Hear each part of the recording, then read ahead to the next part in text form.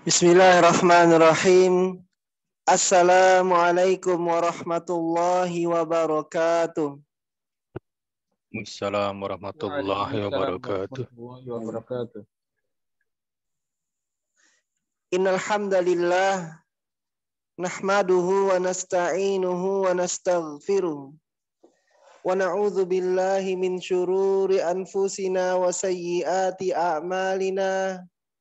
May yahdihillahu fala mudhillalah wa may yudlil fala hadiyalah.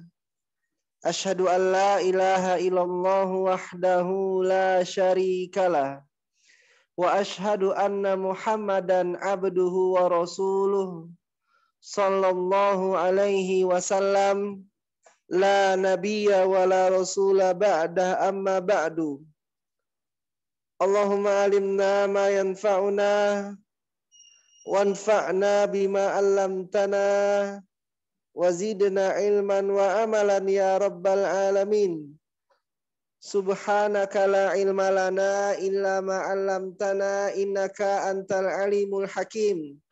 Allahumma la sahla illa ma ja'altahu sahla wa anta taj'alul hazna idza syi'ta sahla. Allahumma ati nufusana taqwaha wa zakkiha anta khairu man zakkaha anta waliyuha wa maulaha ya rabbal alamin. Allahumma inna na'udzubika min ilmin la yanfa' wa min qalbin la yakhsha' wa min nafsin la tashba' wa min da'watin la yustajabu laha. Alhamdulillah, bersyukur kita kepada Allah Subhanahu wa ta'ala atas limpahan nikmat dan karunia dari Allah pada malam hari yang penuh dengan kebaikan ini. Kita kembali dimudahkan Allah untuk hadir di majelis ilmu, majelis belajar bahasa Arab online Al-Insan. Semoga mudahnya kita hadir di majelis ilmu ini merupakan tanda Allah menginginkan kebaikan pada diri kita. Sebagaimana Nabi SAW bersabda, "Man yuridillahu bihi khairan yufaqihu fiddin." Barang siapa yang Allah inginkan padanya suatu kebaikan, maka Allah akan jadikan dia paham terkait dengan agamanya. Kemudian salawat dan salam tak lupa kita ucapkan teruntuk Nabi kita, Nabi yang mulia Nabi Muhammad sallallahu alaihi wasallam. Allahumma sholli ala Muhammad wa ala ali Muhammad. Semoga salawat dan keselamatan juga senantiasa tercurahkan kepada para keluarga beliau, para sahabat beliau, para tabi'in, para tabi'it tabi'in dan orang-orang yang mengikuti beliau sampai akhir zaman nanti. Naam. Alhamdulillah, malam hari ini insya Allah kita masuk di pertemuan kita yang ke-86. Malam hari ini insya Allah kita masuk di pertemuan kita yang ke-86. Naam. Dan alhamdulillah juga insya Allah kita sudah memasuki hari-hari di bulan Zulhijjah. Kami ingin mengajak dan menyampaikan kepada seluruh peserta bahasa Arab di sini agar senantiasa menambah amal-amal kebaikannya terlebih lagi di 10 pertama bulan Zulhijjah ini. Karena pahalanya sangat besar.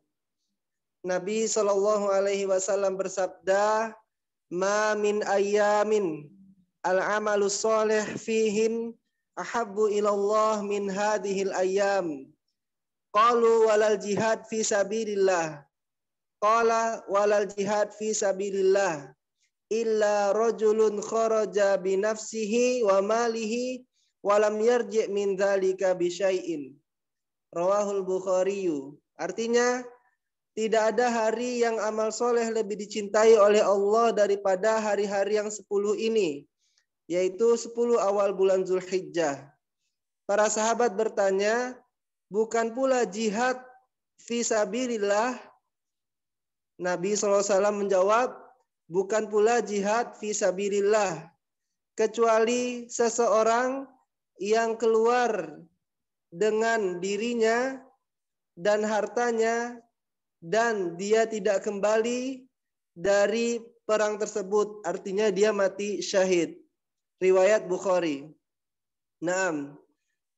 Maka hendaknya kita memanfaatkan kesempatan yang Allah berikan di 10 pertama bulan Zulhijjah pada tahun ini.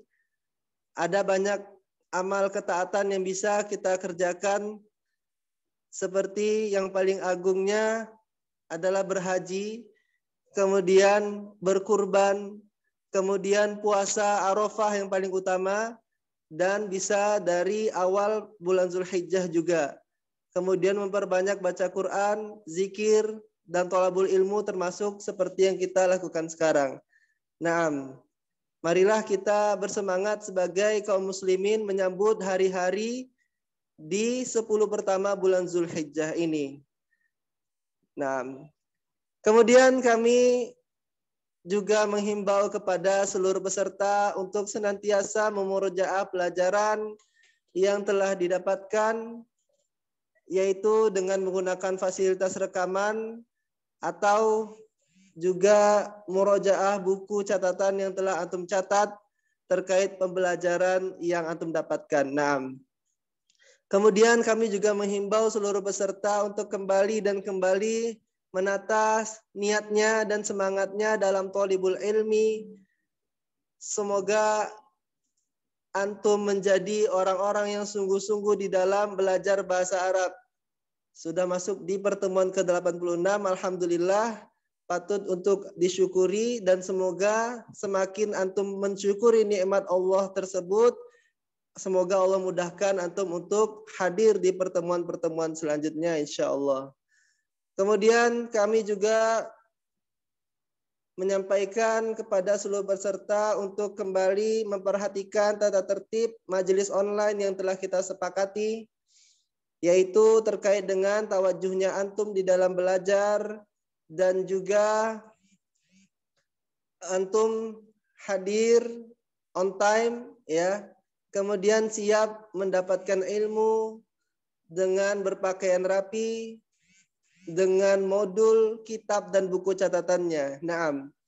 Dan silahkan kami juga mempersilahkan antum untuk jika memang ada pertanyaan, ya silakan untuk bertanya kepada mudaris kita Ustadz Ami Ahmad hafizahullahu taala wa ra'ah. Naam. Tanpa memperpanjang mukadimah, alhamdulillah Ustadz Ami Ahmad telah hadir di antara kita pada majelis online ini. Langsung saja marilah kita dengarkan materi yang akan disampaikan oleh Ustadz Ami Ahmad hafizahullahu taala wa ra'ah. Kepada Ustadz Ami Ahmad, waktu dan kesempatannya kami persilahkan, falyatafaddal mashkura.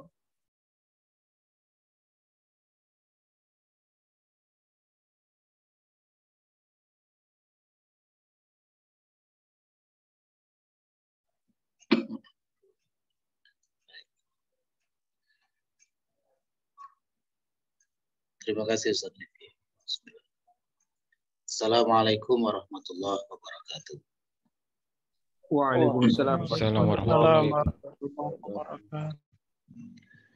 Bismillah walhamdulillah hamdan katsiran thayyiban mubarakan fihi mubarakan alaihi kama yuhibbu rabbuna wa yarda. Asyhadu an la ilaha illallah wahdahu la syarika lahu wa asyhadu anna Muhammadan abduhu wa rasuluh. Allahumma shalli wa sallim wa barik ala Muhammadin wa ala alihi wa ashabihi wa man tabi'ahum bi ihsanin ila yaumiddin, amma ba'd.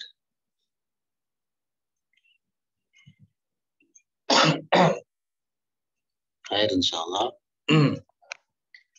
Seperti yang sudah kami sampaikan kemarin ya, malam ini insyaallah kita mulai belajar shorof. Monggo dipersiapkan modulnya ya, modul shorof.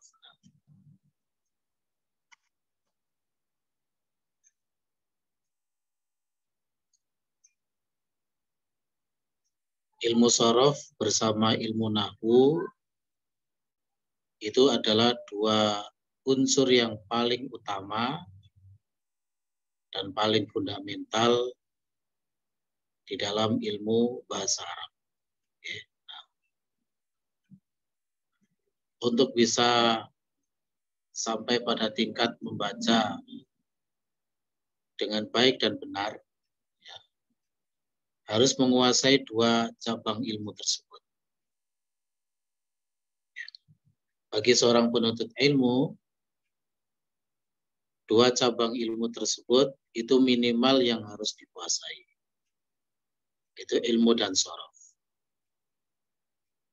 Adapun seperti ilmu al-balaghah atau ilmu al-adab, ya sastra maksudnya, maka itu tidak terlalu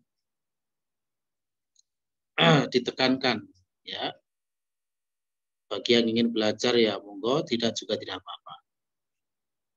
Tapi untuk ilmu nahwu dan shorof itu analoginya seperti ayah dan ibu, ya, yang dari keduanya terlahir dalam tanda kutip anak-anak ilmu yang banyak dari ilmu nahwu dan shorof.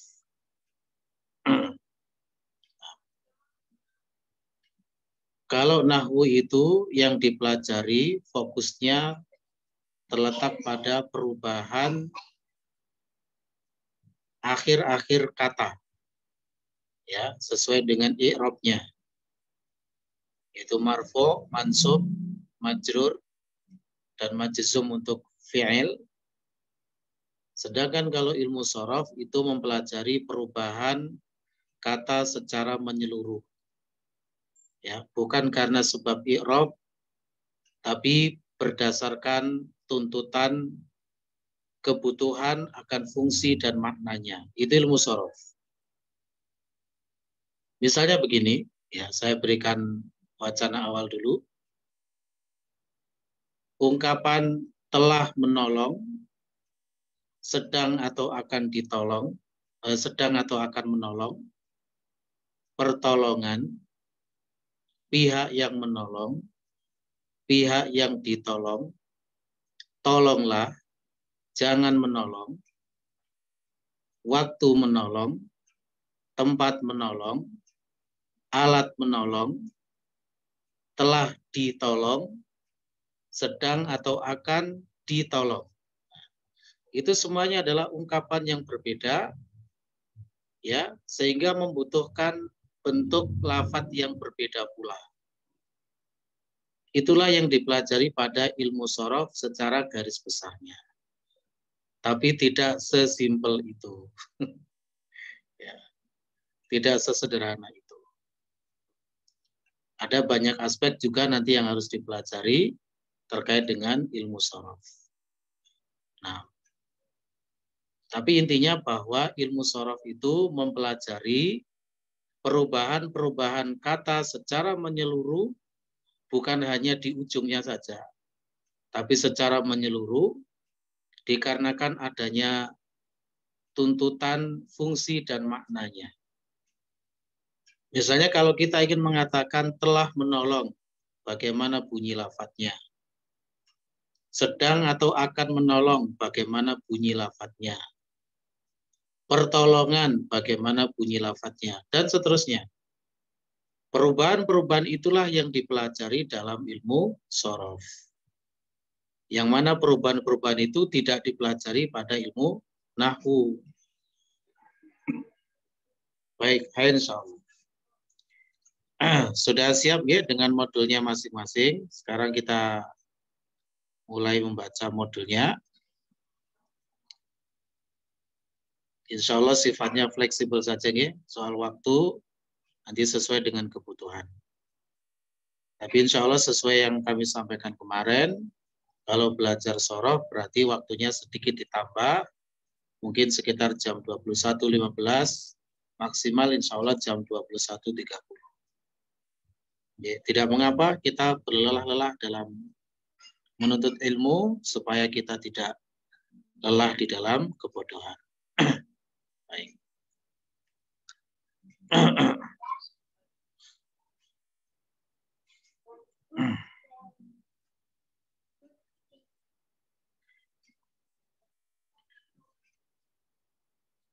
Kita mulai membaca modul sorofnya. Ye. Langsung dibuka di halaman ini. 6. Halaman 7. Ye. Halaman 7. Definisi ilmu sorof.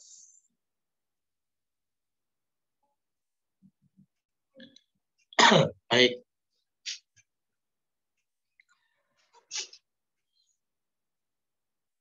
Jadi seperti yang kami sampaikan, mungkin secara layoutnya mungkin kurang rapi, dan mungkin nanti ada 1-2 kesalahan ketik ya.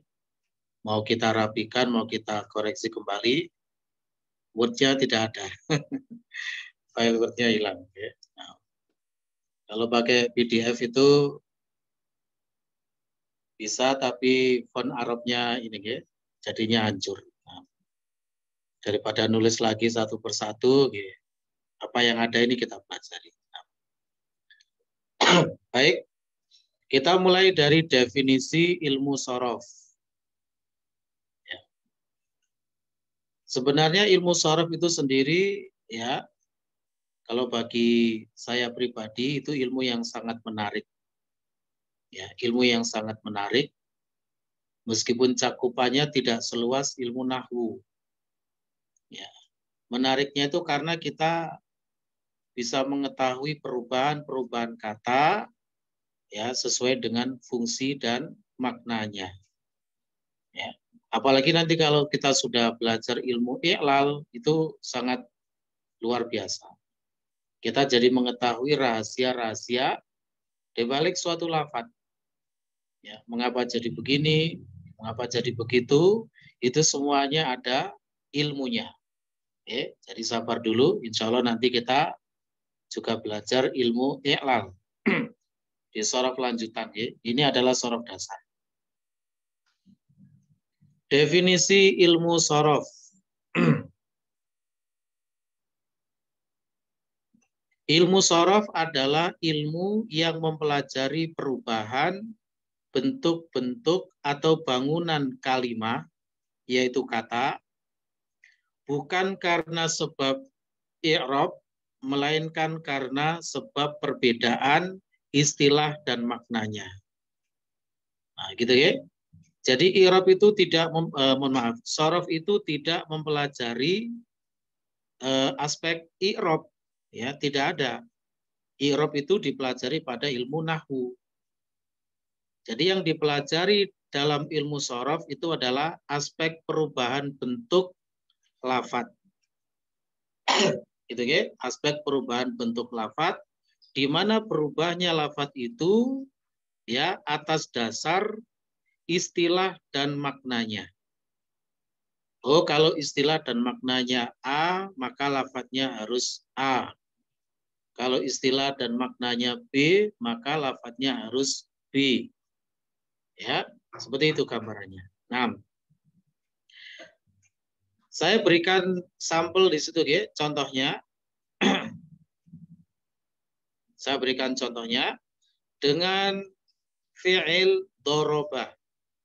Doroba itu artinya memukul.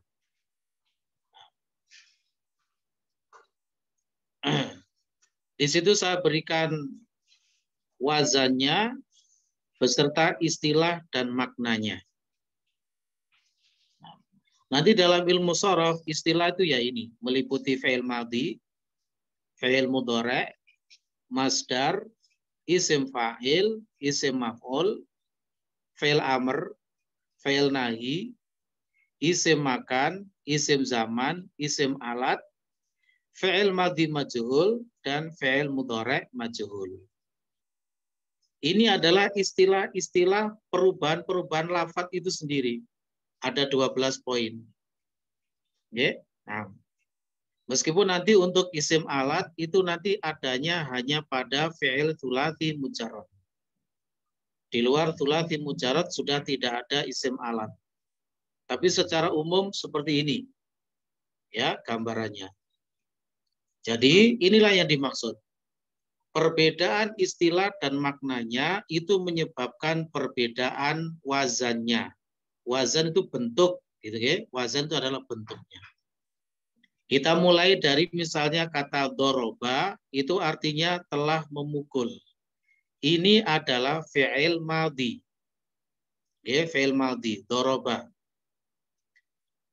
Kalau kita ingin mengatakan sedang atau akan memukul, menggunakan wazan apa? Menggunakan wazan fi'il mudhari', yaitu yadribu. Itu yang kedua itu, ya, yadribu.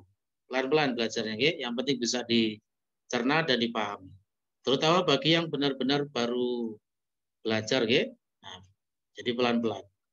Untuk rekan-rekan yang mungkin sudah pernah belajar, ya, harap bersabar dulu, menyesuaikan dengan rekan-rekan yang belum belajar. Ya. Yang ketiga itu adalah istilah untuk masdar. Ya, nanti pada halaman-halaman setelahnya akan saya uraikan satu persatu, ya, kisi-kisi dari setiap istilah ini. Fi'il madhi kisi-kisinya apa? Fi'il mudhari', masdar, isim fa'il, isim maf'ul, dan seterusnya. Nanti akan saya uraikan satu persatu, ya, dengan saya tampilkan kisi-kisinya supaya bisa dipahami secara menyeluruh. Masdar misalnya, masdar itu apa, seperti apa terapannya, gitu ya. Nanti akan kita pelajari. Nah, masdar itu kalau mungkin bagi rekan-rekan yang mengerti ini, ya, nah, insya Allah itu lebih paham bahasa Inggris itu, ya, apa namanya, gerund, ya, nah gitu. Itu verb plus ing gitu, ya. Nah, seperti itu. Kalau memukul maka menjadi pukulan. Nah, itu namanya masdar. Membangun, pembangunan. Menulis, penulisan, dan lain sebagainya. Itu namanya masdar. Ya, nah, baik. Insya Allah nanti ada penjelasan lebih lanjut, ya. Ini baru wacana awal dulu. Berikutnya adalah isim fa'il. Masdarnya tadi bunyinya dorban. Nanti ada penjelasannya bentuk-bentuk masdar itu seperti apa, ya. Nanti. Nah, sekarang yang wacana awal dulu. Berikutnya adalah doribun. Doribun itu adalah isim fa'il. Isim fa'il itu adalah suatu lafadz yang menunjukkan pelaku perbuatan. Makanya diartikan yang memukul, yaitu pihak yang melakukan pukulan. Itu namanya isim fa'il. Nanti ada wazan-wazannya. Berikutnya adalah madrubun.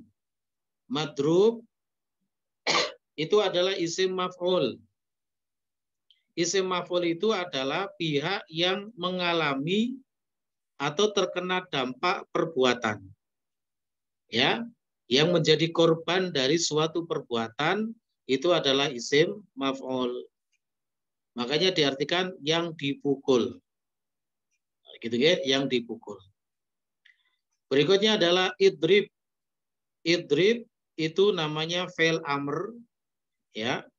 Nanti semuanya ini juga ada di kitab DL2, ya. Fi'il madhi, fi'il mudhari', masdar, gitu ya.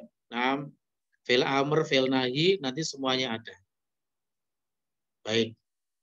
Kalau isim makan, isim zaman, isim alat itu nanti dibahasnya pada DL3. Begitu pula dengan fi'il madhi majhul dan fi'il mudhari' majhul. Kita kembali ke idrib tadi, fi'il amr itu adalah kata kerja perintah, artinya pukullah. Nah, gitu ya. Kemudian la tadrib itu fi'il nahi, yaitu larangan, nahi, diartikan jangan memukul. Kemudian madribun itu isim makan. Isim makan itu adalah isim yang menunjukkan makna tempat dilakukannya suatu perbuatan. Ya, artinya tempat memukul. Berikutnya madribun. Jadi isim makan dan isim zaman itu nanti selalu memiliki bentuk yang sama. Ya, isim zaman dan isim makan memiliki bentuk yang sama. Kalau isim zaman itu adalah isim yang menunjukkan waktunya. Ya, waktunya itu waktu memukul. Nah, kemudian midrobun, ya, midrobun itu isim alat, yaitu alat untuk melakukan suatu perbuatan. Ya, yaitu alat memukul dalam hal ini. Duriba itu fi'il madhi majhul, kalau bahasa kita adalah kata kerja pasif. Ya, kata kerja pasif untuk lampau itu fi'il madhi majhul. Kalau thulathi mujarrad nanti wazannya fu'ila.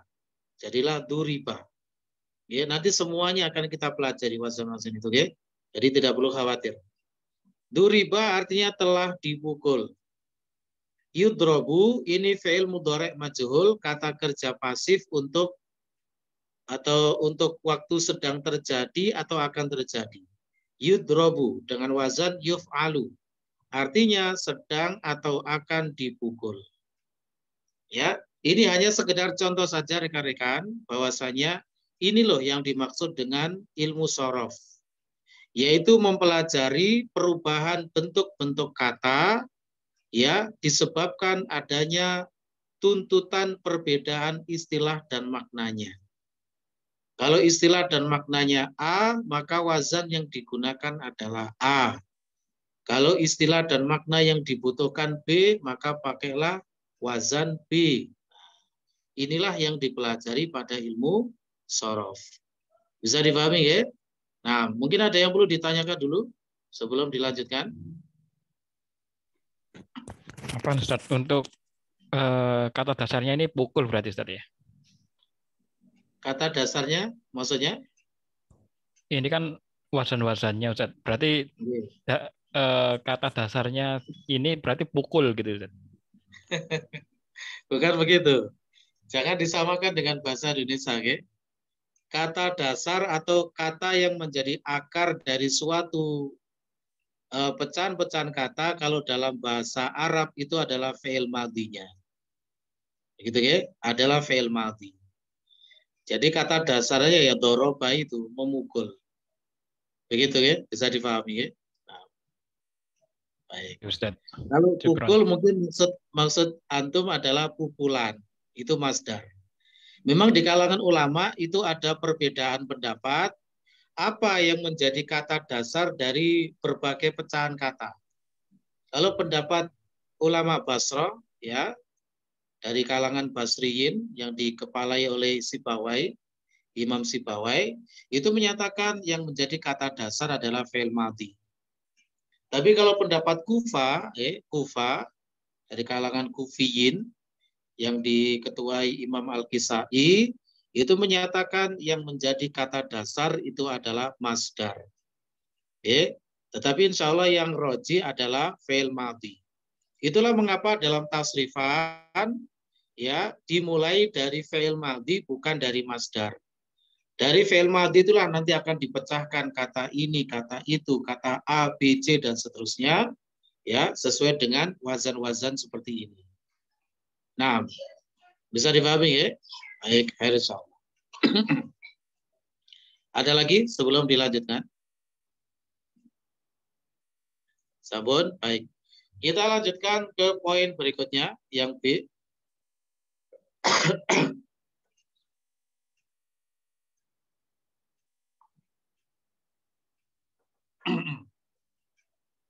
Yaitu kaitan ilmu shorof dengan ilmu nahwu.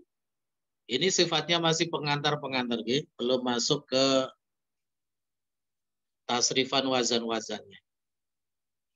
Harap diingat, yang namanya belajar ilmu shorof itu full dengan tasrifan wazan-wazan. Jadi mohon maaf, istilahnya lisan kita harus siap untuk ya senantiasa menghafal tasrifan. Gitu ya. Kalau tidak siap menghafal tasrifan, tidak bisa belajar ilmu shorof. Nah, pokoknya belajar ilmu shorof itu full dengan hafalan tasrifan. Nanti bagaimana tasrifan fi'il madhi ada sendiri, tasrifan fi'il mudhari', masdar, isim fa'il, isim maf'ul, semuanya ada tasrifannya. Sedangkan wazan itu ada 22. Ya, wazan itu ada 22. Setiap wazan itu punya tasrifan masing-masing. Nah, itu semuanya harus dihafalkan, harus dikuasai. Tidak bisa tidak. Ya. Kalau memang niatnya benar-benar ingin bisa membaca kitab dengan baik dan benar. Harus menguasai ilmu sorof dengan detail-detail tasrifannya itu. Tidak bisa tidak. Nah, gitu ya. Jadi harap disiapkan ya, dari sekarang. Ya, siap-siap untuk mentasrif. Nah, kita lanjutkan. Jadi kaitan ilmu sorof dengan ilmu nahwu. Ilmu nahwu adalah ilmu yang mempelajari perubahan alamat atau tanda i'rab dari suatu kata yang disebabkan oleh amil atau faktor perubah atau disebabkan oleh mauqi', yaitu kedudukan tertentu dalam suatu jumlah atau kalimat. Kalau masalah ini insya Allah jenengan semua sudah paham ya. Ya, ilmu nahwu itu seperti itu. Jadi mempelajari alamat atau tanda i'rab dari suatu kata. Khair insyaallah. Misalnya lafaz Allahu itu marfu. Contohnya Allahu akbaru. Allaha mansub. Innallaha ma'asabirin. Kemasukan inna sudah kita pelajari. Lafaz Allahi majrur. Alhamdulillahi. Gitu ya. Ini namanya ilmu nahwu. Insya Allah sudah paham ya. Baik.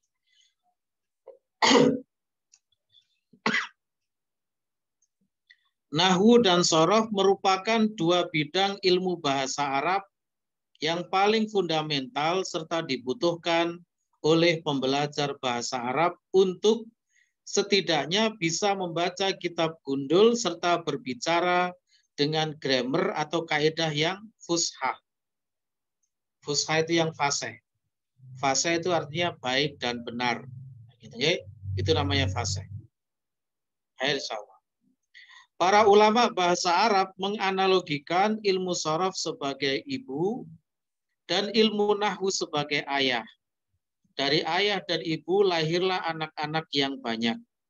Pun demikian dari sorof dan nahwu diharapkan bisa menghasilkan ilmu yang banyak. Terutama ilmu-ilmu yang terkait dengan din atau agama.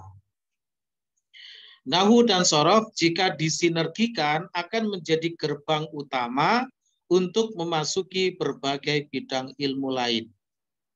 Keduanya merupakan manifestasi pokok dari bahasa Arab. Tanpa keduanya akan sangat sulit bagi seseorang untuk bisa memahami berbagai disiplin ilmu agama lainnya. Ini yang harus digarisbawahi. Ya? Jadi ya, mohon maaf tidak bermaksud menjelekkan atau menyindir siapapun, tidak. Makanya kalau misalnya ada seorang, mohon maaf, seorang dai atau ustadz misalnya ya, belum bisa bahasa Arab kok sudah mengisi kajian di sana-sini, maka itu patut dipertanyakan. Ilmunya seperti apa? Gitu ya.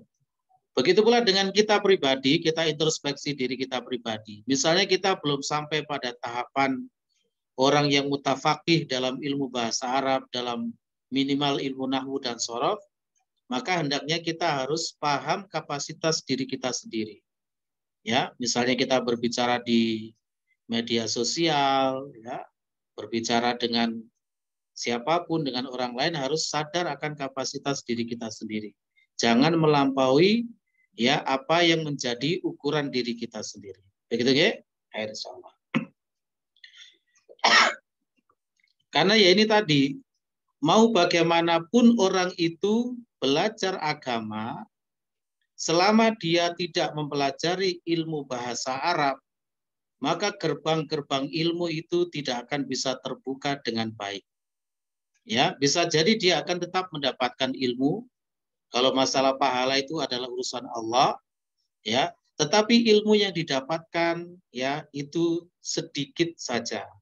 Selama seseorang belum bisa menguasai bahasa Arab dengan baik, maka ilmu-ilmu agama yang didapatkan, ya, tidak sebanyak kalau orang sudah menguasai bahasa Arab.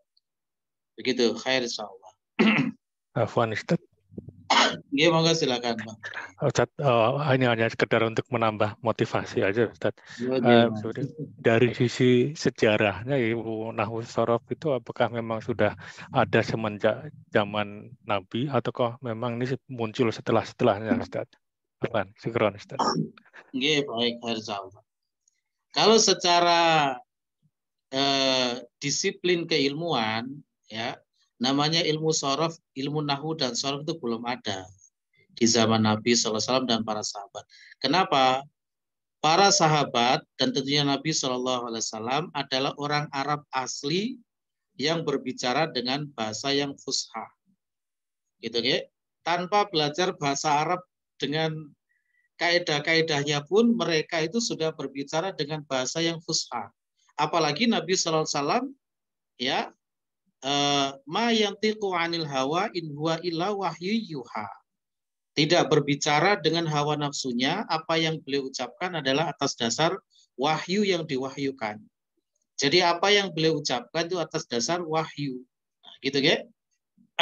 Adapun kemudian di masa-masa berikutnya, ya, dibuatlah disiplin ilmu bahasa Arab ini dikarenakan Islam sudah mulai tersebar ke seluruh penjuru negeri yang mana orang-orangnya tidak berbicara dengan bahasa Arab. Maka agar membuat istilahnya bahasa Arab itu dengan kaidah-kaidah yang jelas, maka dibuatlah disiplin ilmu nahwu dan sorof tersebut. Begitu Pak Budi ya? Nah, tujuannya untuk menjaga kemurnian agama.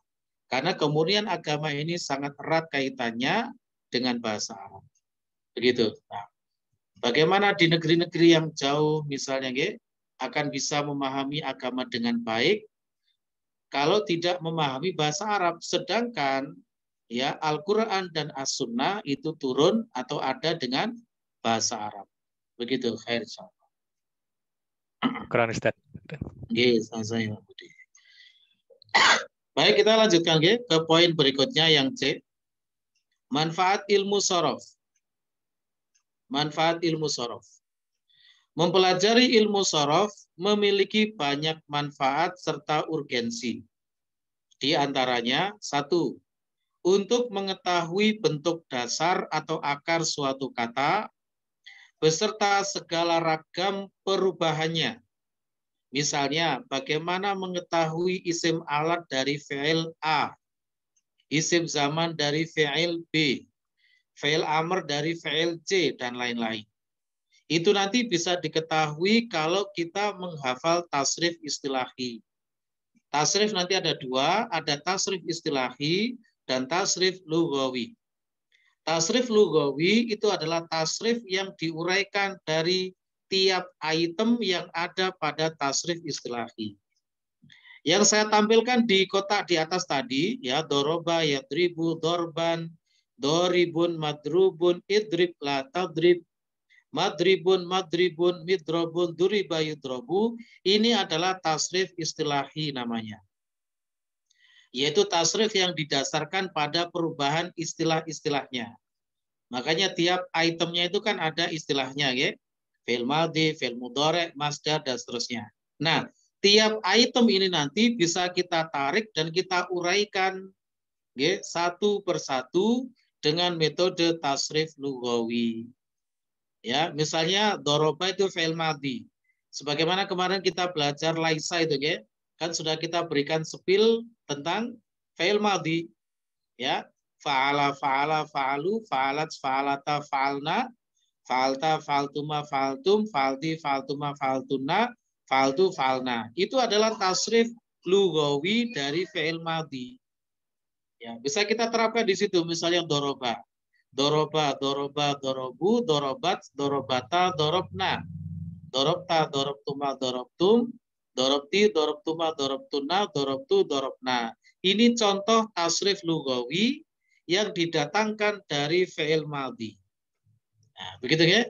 Nanti tasrif lughawi dari fi'il mudhari' ada sendiri. Tasrif lughawi dari masdar ada sendiri. Isim fa'il, isim maf'ul, dan seterusnya. Semuanya ada tasrifan lughawinya. Gitu ya. Nah, padahal sekali lagi tadi ada berapa wazan dalam ilmu sorof? 22 wazan. Gitu ya. 22 wazan itu semuanya memiliki tasrif istilahi yang berbeda, dan tiap tasrif istilahinya itu harus kita tarik satu persatu menjadi tasrif lughawi. Sudah punya gambaran betapa banyak yang kita pelajari dalam ilmu sorof, ya? Tapi tidak usah khawatir karena kita belajarnya di setahap demi setahap, ya, tidak gerutukan gitu. Pokoknya dijalani saja, dinikmati alurnya, prosesnya, dinamikanya, ya, sambil terus diimbangi dengan doa supaya diberi kemudahan oleh Allah Subhanahu wa taala. Begitu ya? Baik. Kembali ke masalah tadi, manfaat ilmu sorof. Jadi diantaranya adalah untuk mengetahui bentuk dasar atau akar suatu kata beserta segala ragam perubahannya.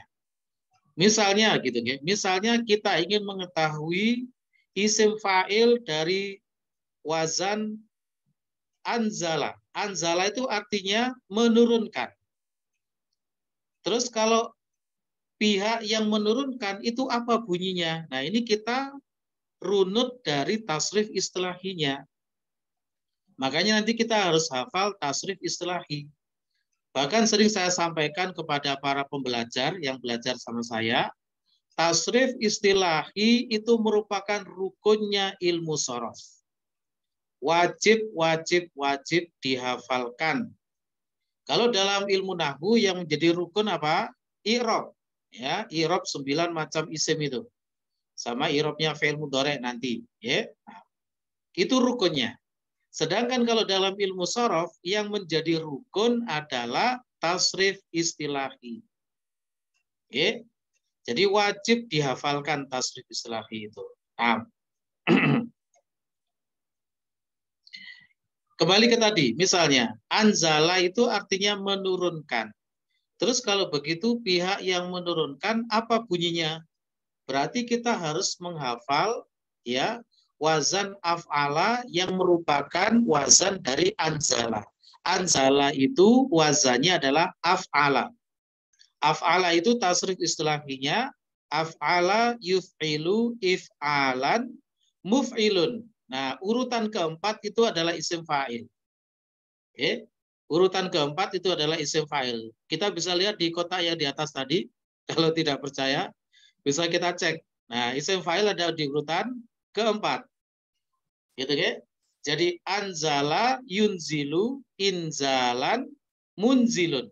Nah, berarti pihak yang menurunkan itu bunyinya munzilun. Nah, gitu ya. Khair insyaallah.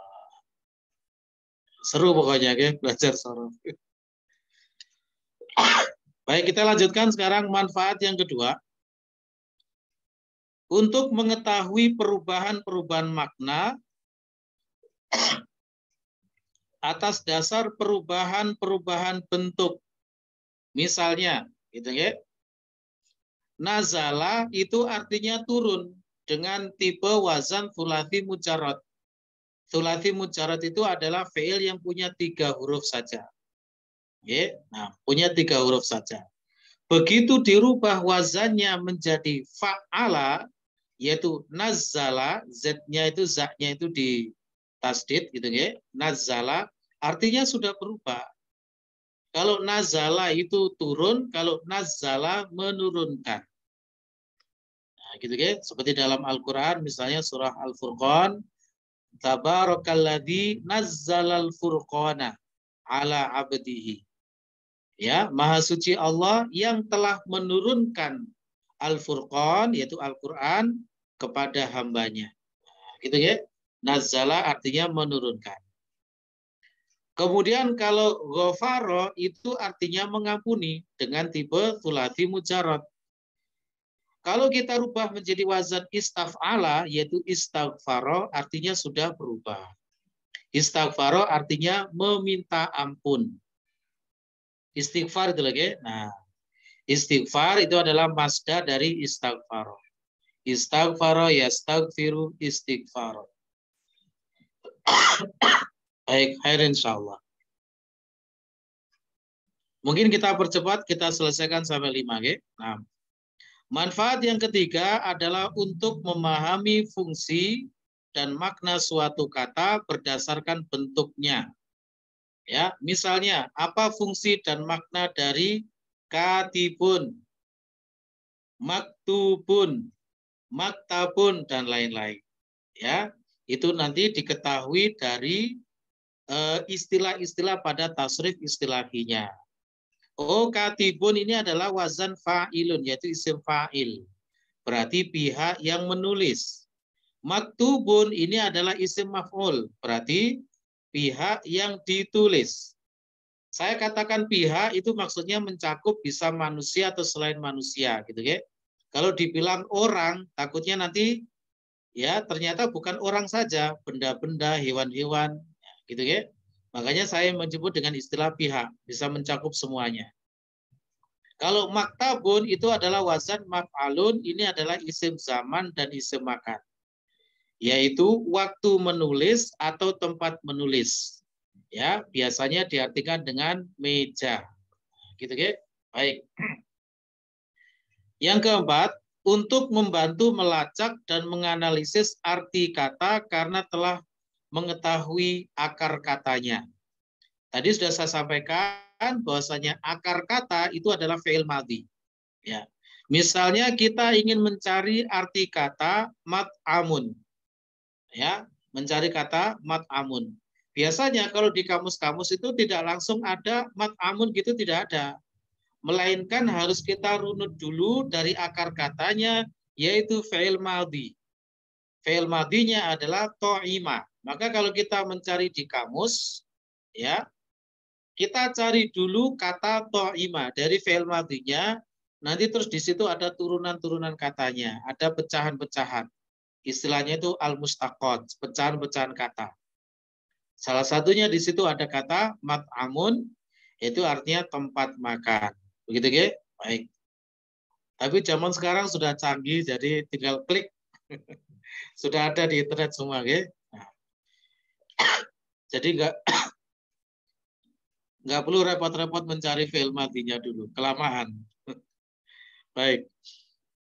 Kemudian yang kelima, yang terakhir, ya, untuk menghasilkan terjemahan yang tepat, karena perubahan bentuk kata menyebabkan perubahan makna pula. Gitu, ya? Itulah pentingnya ilmu shorof. Jadi kata yang seperti ini diterjemahkan apa? Dan kata yang seperti itu diterjemahkan apa? Perbedaan-perbedaan lafadz itu mengandung perbedaan-perbedaan makna. Mengandung perbedaan-perbedaan makna. Khair insyaallah. Demikian dulu mungkin ya untuk pelajaran shorofnya. Tidak apa-apa, pelan-pelan. Yang penting jalan terus. Insyaallah.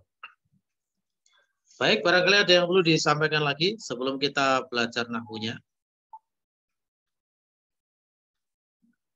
Cukup ya? Baik, khair insyaallah.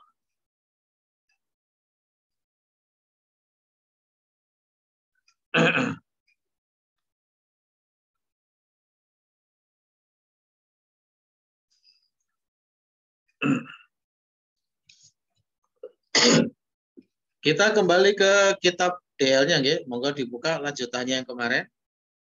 Kemarin sudah membahas tentang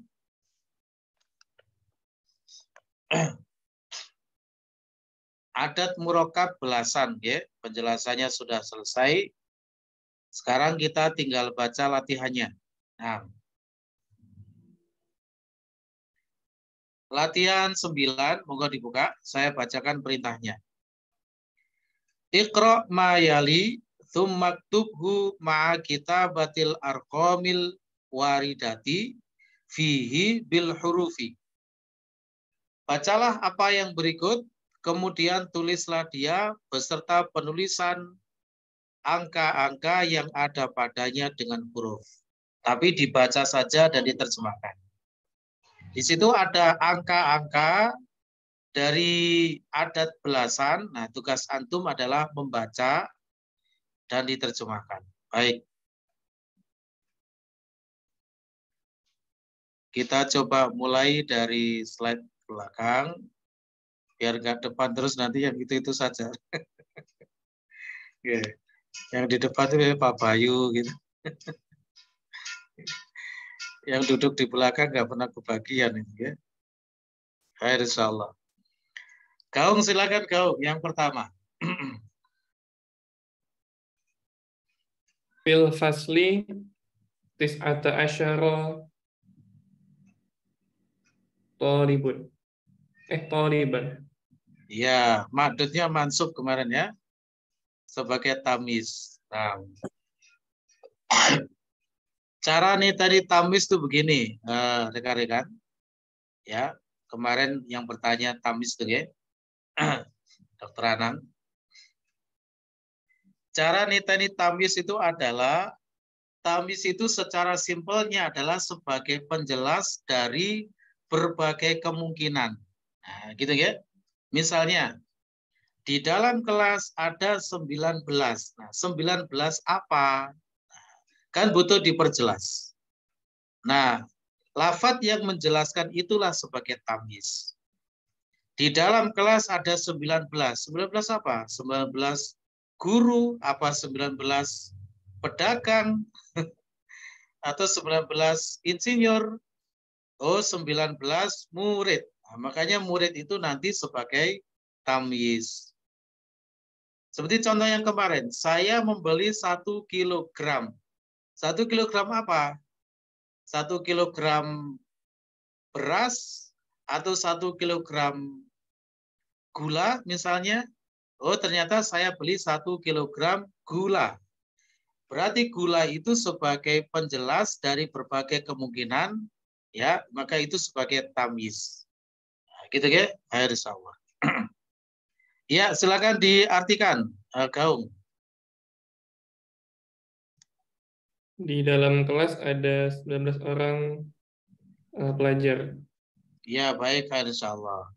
Fil fasli tis'ata asyara thaliban. Di dalam kelas ada 19 murid. Nah. Pak Agus Lim, silakan. Yang kedua, Pak Agus Lim. Baik, Ustaz. Indi khamsata asyara kitaban bil lughatil arabiyati wa isnatai asyara kitaban bil lughatil faransiyat bil lughatil faransiyati.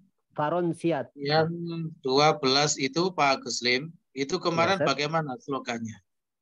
Angka 12. Angka 12 pertama dan kedua sama ya, Ustaz ya. Nah, sama jenis dengan madudnya. Nah, Ustaz. Madudnya itu kitaban mudzakkar ya, Pak Agus Lim ya. Ya, Ustaz.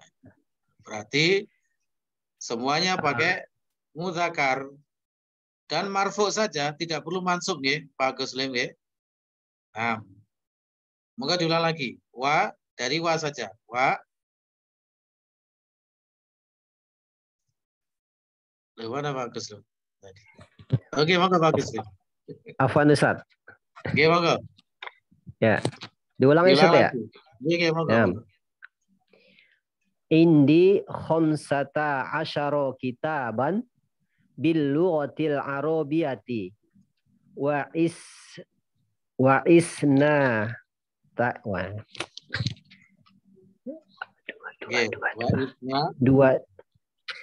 isna asyara kitaban bil lughatil faransiyati.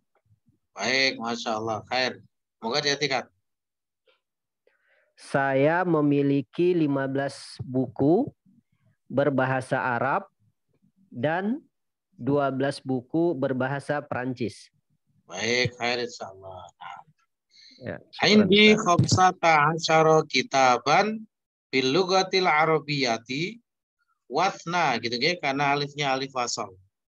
Wathna asyara kitaban bil lughatil faransiyati. Ye, baik, khair insyaallah. Nomor 3 dengan Gibraltar, silakan.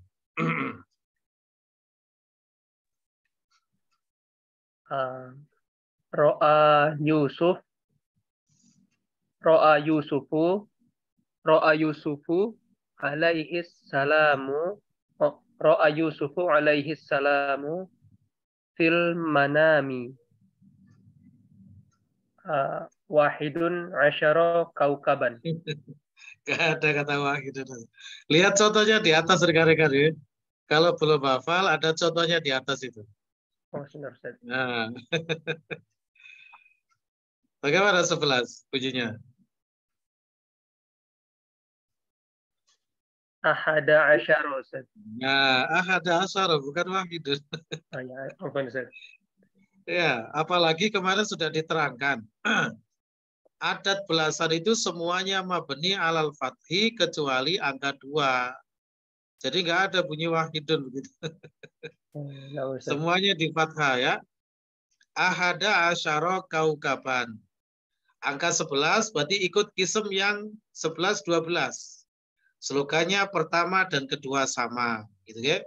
Jadi sama-sama mudzakkar dengan ma'dudnya. Baik, monggo diartikan. Nah, Ustaz. Yusuf alaihi salam telah melihat dalam mimpinya 11 bintang. 11 bintang. Baik, insyaallah. Nggih. Nah, di awal surat Yusuf itu, nggih. Nah, inni ra'aitu ahada asyara kaukaban. Wasyamsa wal qamara ra'aituhum li sajidin. Nah.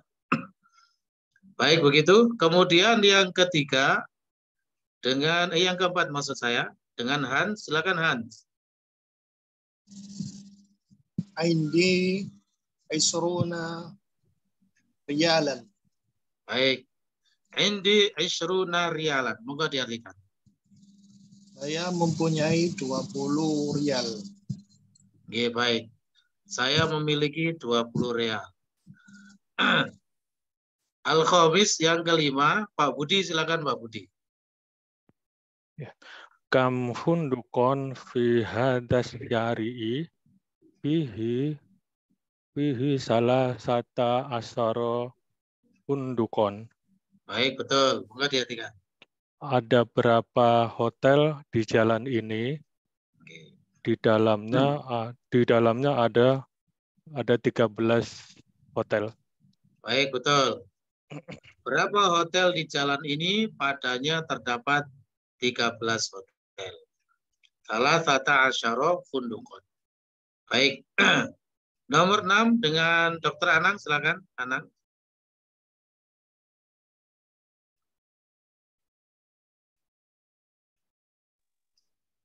Fi hadhil madinati arba'ata asyara masjidan. Betul, khair. Moga diartikan. Di kota ini ada 14 masjid. 14 masjid. Arba'ata asyara masjidan. Baik. Misalnya kalau ditanya Al-Madinati, majrurnya kenapa? Karena dia badal, Ustaz. Badal. Badal irobnya mengikut dengan mubdal. Betul, masalah khair. Ya, sudah matang berarti. Nah, Pak Bro. Nomor berikutnya dengan Rahmat, silakan Rahmat.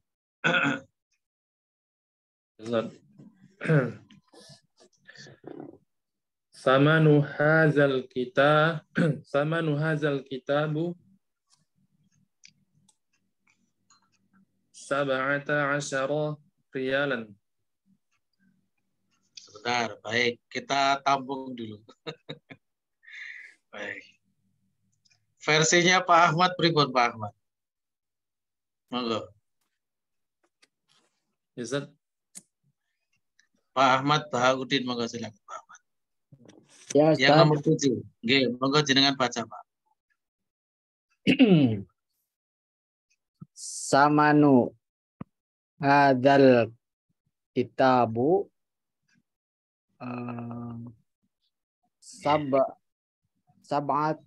sab'ata asyara riyalan. Baik, tamanu hadzal kitabu sab'ata asyara riyalan. Kita tampung dulu. Hafid Sutanto, silakan. Versinya jenengan pripun? Hafid. Nomor 7. Samanu hadzal kitabu. Gimana dibaca? Sama berarti ya. Samanu hadzal kitabu sab'ata asyara riyalan. Begitu, Hafid ya? Nah, Ustaz. Baik, khair insyaallah. Satu lagi mungkin sebelum kita putuskan. Dengan Anas, silakan Anas. Versinya pripun? Anas. Samanu hadzal kitabi sab'ata asyara riyalan. Baik. Al-Kitabi majrur kenapa? Dia majrur karena sebagai badal dari hadza, sedangkan hadza adalah mubdal yang posisinya sebagai mudhof ilaih. Dari samanu. Nah, begitu. Ya. Tadi. Rahmat ya, Pak Ahmad, Hafid. Kalau membaca dirasakan maknanya. Ya, feelingnya, instingnya, nalurinya, semuanya harus bekerja. Ya, gitu. Kalau kata orang, ojo ditabrai aja, gitu. Ya, harus dipikirkan. Dirasakan maknanya. Samanu hadal kitab. Itu apa artinya? Harga kitab ini. Berarti harga milik kitab ini. Gitu ya? Nah, makanya samanu di situ dia tidak tanwin, tidak alif lam karena sebagai mudhof. Mudhof ilaihnya mana? Dicari yang terdekat, yaitu hadza. Bukan semuanya hadal kitab, bukan. Satu lafaz saja mudhof ilaih. Ya, dicari yang terdekat yaitu hadza. Nah, hadza ini sebagai mudhof ilaih dari samanu sekaligus sebagai mubdal, alkitabnya sebagai badal. Di mana badal i'rabnya mengikuti mubdal. Karena mubdalnya sekaligus sebagai mudhof ilaih majrur, berarti badalnya juga ikut majrur. Jadilah thamanu hadzal kitabi sab'ata asyara riyalan. Nah, begitu ya? Harus dilibatkan terus. Instingnya, nalurinya ya, ketika membaca itu. Baik. Jadi harga kitab ini 17 real. Khair, Masya Allah. Berikutnya nomor 8, Sutriman. Silakan, Sutriman. Oke, Ustaz. Fi hadzal kitabi isruna durusan. Darsan. Fi hadzal kitabi isruna durus kalau rohnya ada wawunya ya, jamak itu ya. Durus itu jamak dari dars. Mau enggak diulang? Fi hadzal kitabi isruna darsan. Di dalam kitab terdapat 20 pelajaran. Ya, di dalam kitab ini terdapat 20 pelajaran. Isruna darsan. Khair insyaallah. Jadi seluruh ilmu yang sudah kita dapatkan, sudah kita pelajari mulai dari DL1 ya sampai yang terakhir ini semuanya dilibatkan. Bukan berarti kalau sudah berlalu ya sudah gitu ya. Semuanya itu saling terkait. Apalagi kalau konsep-konsep itu selamanya kita akan ketemu dengan konsep-konsep itu. Tidak akan lepas. Mubtada khobar, idhofah, badal mubdal, nat man'ud, silah mausul, ya, semuanya akan tetap ketemu. Yang ke-9 dengan Pak Yayo, silakan Pak Yayo. Fi sanati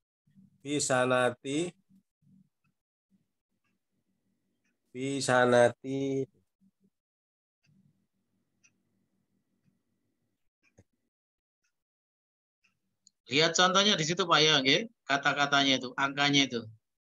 Ada di atas Pak Yayo, okay? Yang poin 8 ini.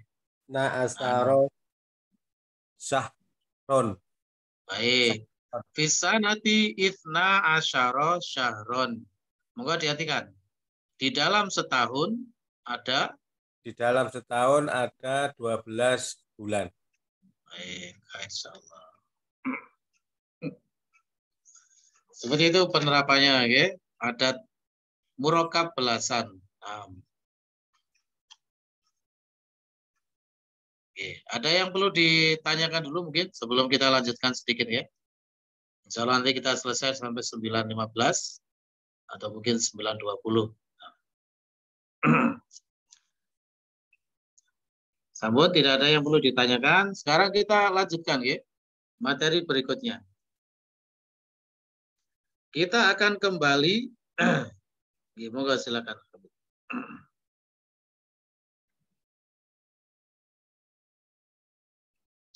Mengambil satu bentuk adat namanya adat tartibi. Ya, namanya adat tartibi. Yaitu bilangan bertingkat atau bilangan bersusun. Ya. Adat tartibi itu nanti fungsinya menyatakan urutan. Menyatakan urutan. Gitu. Misalnya kita ingin mengatakan murid yang ke-5. Pohon yang ke-10, pelajaran yang ke-12, ya, yang ke. Nah, itu adalah menggunakan adat tartibi. Ya, menggunakan adat tartibi. Nah, siapa wanita itu?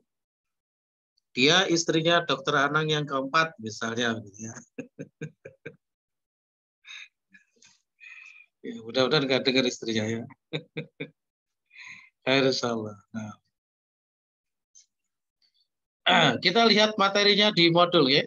Monggo dibuka modulnya, lanjutannya yang kemarin.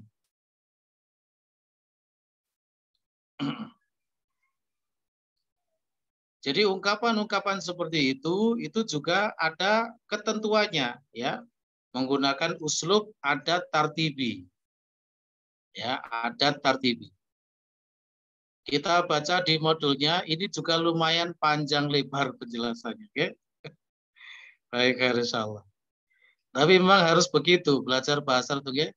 Harus detail, harus paham, harus jelas. Ya, tidak boleh samar-samar lagi. Masih di pelajaran ketiga, ya. Masih dars 3. Lanjutannya yang kemarin. Adat tartibi. Sudah siap semua? Monggo kita baca.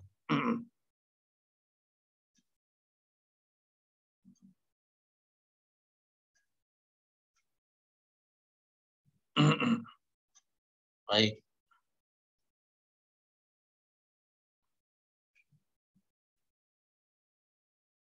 Soal yang kelima, ya. Mohon diperhatikan, semuanya tawajuh. Ini agak rumit juga ini, ya, masalah adat tartibi. Yang ditampilkan di kitab ini, rekan-rekan, itu hanya adat tartibi satuan, yaitu angka 1 sampai 10. Tapi nanti supaya lengkap dan jelas, akan saya tambahkan ya adat tartibinya itu sampai beberapa level berikutnya. Gitu ya? Baik. Walaupun yang di kitab itu hanya adat tartibi satuan. Ya, adat tartibi satuan, tapi nanti akan saya tambahkan sampai beberapa level yang lain. Saya bacakan, mohon semuanya memperhatikan ya, tawajuh. Nah, soal yang kelima. Bagaimana penerapan adat tartibi? Ya, tartibi dari kata tartib. Tartib itu kan artinya urutan, ya, berurut. Nah, makanya menyatakan urutan, begitu. Jawab, adat tartibi atau disebut dengan angka ordinal dalam bahasa kita disebut dengan bilangan bertingkat atau bilangan bersusun. Itu namanya adat tartibi. Adat tartibi berfungsi untuk menyatakan urutan. Ya, misalnya kita ingin menyatakan rumah ke-5, mobil ke-4, pelajaran ke-7, hari ke-23, menit ke-30, pohon ke-100. Gitu ya, macam-macam. Nah, yang ke begitu ya, urutan. Ini semua bisa diungkapkan dengan uslub atau metode adat tartibi. Ya, menggunakan adat tartibi. Dalam penerapannya, secara umum adat tartibi mengadopsi konsep na'at man'ut. Ini yang harus digarisbawahi dulu. Ya, jadi konsep na'at man'ut ini adalah konsep yang secara umum dipakai pada adat tartibi. Meskipun nanti melibatkan aspek-aspek yang lain juga. Tapi pada umumnya adalah konsep na'at man'ut yang dipakai. Dengan rincian aturan sesuai dengan level adatnya sebagai berikut. Nah, ini Ge. Baik. Yang pertama, untuk adat mufrad itu maksudnya berapa? 1 sampai 10. Gitu Ge. Adat mufrad itu adalah 1 sampai 10. Nah, pelan-pelan Ge, pelan-pelan. Untuk adat mufrad yaitu angka 1 sampai 10, angka 1 yaitu wahidun 1 itu diungkapkan dengan al-awwalu untuk mudzakkar dan al-ula untuk muannats. Jadi nggak menggunakan kata wahidun kalau adat tartibi itu, ya. Kalau adat satuan. Contoh misalnya, kita ingin mengatakan hari ke-1. Ya. Bunyinya adalah al-yaumul awwalu. Nah, menggunakan kata al-awwal. Al-yaumul awwalu. Hari ke-1 atau hari pertama. Al-yaumu mudzakkar, maka menggunakan al-awwalu, dan ini mengadopsi konsep na'at man'ut. Makanya kalau alif lam sama-sama alif lam. Marfu, marfu. Misalnya kemasukan fi, ya berarti majrur, majrur. Fil yaumil awwali. Nah, gitu ya. Seandainya mansub al-yauma, al-yauma al-awwala. Nah, gitu. Itu namanya konsep na'at man'ut. Adapun yang mu'annats maka menggunakan al-ula. Contohnya tahun ke-1. As-sanatul ula. Gitu ya. Jadi angka 1 untuk mu'annats menggunakan al-ula. Karena al-ula itu termasuk isim maksur, sehingga harokatnya semuanya muqaddarah. Jadi baik marfu, mansub atau majrur nanti bunyinya sama al-ula. As-sanatul ula, as-sanatal ula, as-sanatil ula. Bunyinya sama. Bisa dipahami ya? Baik, khair insyaallah. Itu angka satunya saja. Nah, itu baru angka 1. Kemudian berikutnya, untuk angka 2 sampai 10, ya, angka 2 sampai 10, masing-masing mengadopsi konsep na'at man'ut dan menerapkan wazan. Nah ini. Ya, jadi angka 2 sampai 10 nanti menggunakan wazan fa'ilun untuk mudzakkar dan fa'ilatun untuk mu'annats. Ya, contohnya di situ mohon diperhatikan. Kalau kita ingin mengatakan siswa keempat, ya, at-talibur rabi'u. Angkanya itu berbunyi fa'ilun, naninu, ar-rabi'u. Itu namanya wazan fa'ilu. Oke, at-talibur rabi'u. Begitu. Kalau mu'annats tinggal ditambahi tak marbuto pada angkanya. At-talibatur rabi'atu, siswa yang keempat. Oke, siswa yang siswi yang keempat. Nah, kita coba dulu, oke? Kita coba dulu. Sebelum kita akhiri, kita coba dulu. Dengan Priyo, silakan Priyo. Misalnya, mobil yang kelima, bagaimana bunyinya Priyo? Mobil kelima, monggo.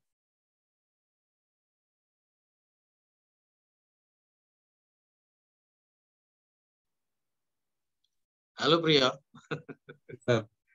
Ya, khair salam. Monggo. Mobil kelima, gimana bahasa Arabnya? Asyayarotu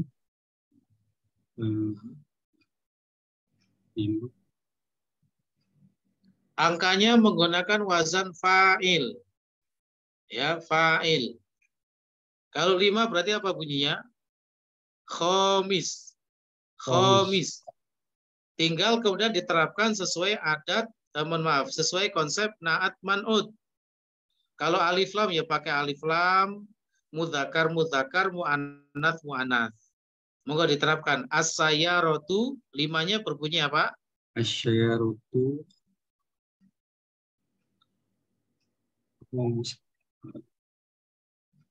Limanya tadi khomis. Khomis. Kho-nya panjang, wazan fa'il.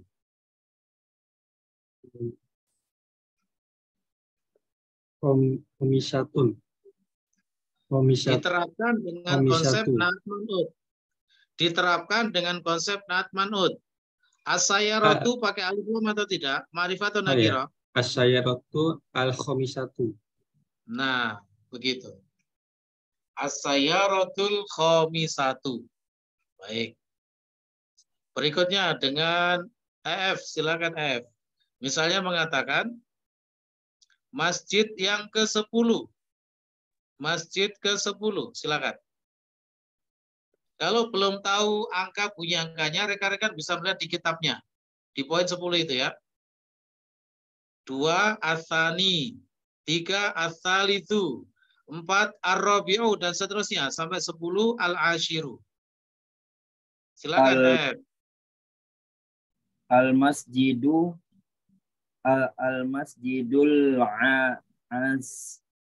ashiru. Baik. Al-masjidul ashiru. Oke, baik. Sedikit lagi. Dengan Dio, silakan Dio, misalnya mengatakan jam ke-8. Jam ke-8, silakan. Kita banyak berlatih supaya paham ini ya. Nah. As-sa'atu as-saminatu. Betul. As-sa'atu saminatu. Baik. Dengan fathi, silakan. Misalnya mengatakan guru perempuan ke-3. Guru perempuan ke-3. Al-mudarrisatu tsalisah. Apa? Al-mudarrisatu? Al-mudarrisatu tsalisatu. Betul. Al-mudarrisatu tsalisatu. Begitu ya, rekan-rekan ya. Nah. Itulah adat tartibi. Khair insyaallah. Tapi ini baru level adat mufrad, angka 1 sampai 10. Ya, kesimpulannya untuk adat mufrad, angka 1 sampai 10, khusus angka 1-nya, kalau mudzakkar menggunakan al-awalu, yang mu'annats menggunakan al-ula. Ya, adapun angka 2 sampai 10, maka adatnya atau angkanya menggunakan wazan fa'il. Wazan fa'il itu maksudnya yang depan dipanjangkan, yang tengah kasroh. Fa'il. Kemudian diterapkan dengan menggunakan konsep naat man'ud. Ya, kalau alif lam ya alif lam, tanwin tanwin ya. Kemudian i'rabnya juga menyesuaikan. Marfu, mansub, majrurnya menyesuaikan. Gitu ya. Kalau mudzakkar menggunakan wazan fa'ilun, kalau mu'annats fa'ilatun ditambahi ta marbutah. Contoh-contohnya seperti yang sudah disebutkan itu tadi semuanya. Begitu ya? Baik, insyaallah. Untuk yang adat berikutnya, murakab dan seterusnya, insya Allah pada pertemuan berikutnya. Ya. Terakhir, monggo silakan dibuka kembali kitabnya sebelum kita tutup majelisnya. Poin 10 itu, ya. Kita diberikan contoh adat tartibi untuk level adat mufrad 1 sampai 10. Ya, dengan madud berbunyi ad-darsu, itu madudnya, gitu ya. Bunyinya saya bacakan. Ad-darsul awalu, ya, karena mudzakkar menggunakan al-awalu. Ad-darsul tsani, ats-tsani ini adalah isim manqus, ya, berbunyi i, gitu ya. Jadi domahnya muqaddarah. Aslinya adalah ats-tsaniyu, aslinya. Tapi domahnya muqaddarah.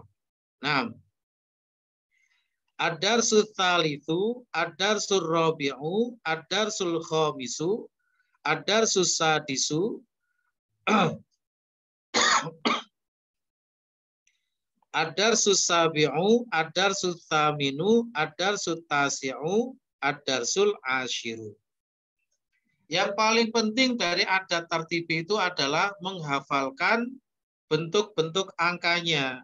Nah, kalau angkanya saja nggak hafal, bagaimana mau menyebutkan adat tartibi? Ya. Khair insyaallah. Nah. Baik, mungkin begitu dulu untuk pertemuan malam hari ini, guys. Insya Allah dilanjut pertemuan berikutnya. Nanti pertemuan berikutnya insya Allah berlatih untuk adat tartibi dan melanjutkan level berikutnya, adat tartibinya. Oke, baik. Monggo ada yang perlu disampaikan sebelum ditutup majelisnya.